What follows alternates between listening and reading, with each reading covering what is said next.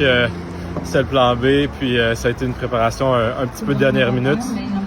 J'ai quand même passé du très bon temps à m'entraîner au Lac-Beauport avec mes coéquipiers puis mon coach. Fier de ce que j'ai fait.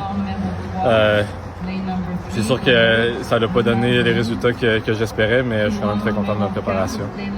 C'est ça le sport compétitif, puis faut accepter des fois les deuxièmes places. C'est sûr que c'est pas facile, mais je sais que les Jeux olympiques c'est pas tout, puis je suis bien plus que ça, que le sport, puis j'ai d'autres projets aussi. Donc je suis excité pour d'autres choses que les Jeux olympiques maintenant. C'est sûr que le rêve c'est d'aller aux Jeux.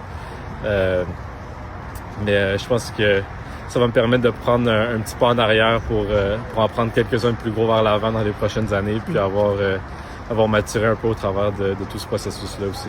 Pierre-Luc a pris la peine d'aller te voir. Ouais. Qu'est-ce qu'il t'a dit? Il m'a dit que mon Dieu, c'était pas fini, puis que j'aurais la chance encore de me reprendre dans 4 ans. Puis que certainement que je vais être meilleur dans 4 ans, puis que j'aurais peut-être des meilleures chances, mais que c'est ça, c'était pas la fin, puis que je pouvais être très fier de moi et de mes performances. C'est mon rêve d'aller aux Jeux olympiques, puis il n'y a rien qui va me faire changer d'idée là-dessus. Là.